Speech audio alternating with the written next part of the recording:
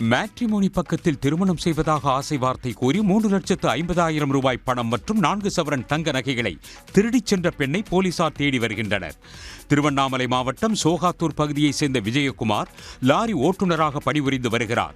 Matrimony பக்கத்தில் திருமணத்திற்கு பெண் தேடி வந்த நிலையில் வேலூர் மாவட்டம் குடியாத்தத்தைச் சேர்ந்த பிரியங்கா என்பவருடன் பழக்கம் ஏற்பட்டுள்ளது.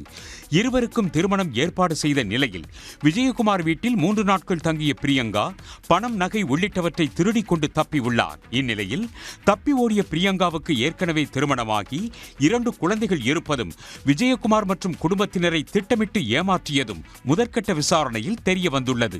ஃபர்ஸ்ட் டைம் வந்து பார்த்துட்டு போயிட்டு அதுக்கப்புறம் 2வது டைம் வர சொல்லதான் இந்த மாதிரி பண்ணிட்டு போயிட்டு அவங்க தான் எடுத்துன்னு போனாங்க. எப்படி உங்களுக்கு? அவங்க தான், வேற யாரும் இல்லை, வேற யாரும் கிடையாது. அவங்க தான் வீட்டில் இருந்து அவங்க காலையில இருந்து நாங்கள் பாரு அவங்க ஆளே காணும். வீட்டில் ஃபோன் பண்ணாலும் ஃபோன் சுவிச் ஆஃப். அதுக்கப்புறம் நீங்கள் ஸ்டேஷன் போனால் எனக்கு தன்னார ஃபோன் வந்தது. ஸ்டேஷன் போனாக்கா உங்களை கம்ப்ளைண்ட் கொடுத்தீங்கன்னாக்கா நாங்கள் சூசைட் பண்ணிக்குவோம், இல்லைனாக்கா நாங்கள் பெரிய டீமு அப்படின்ட்டு கொலை மிரட்டுறாங்க.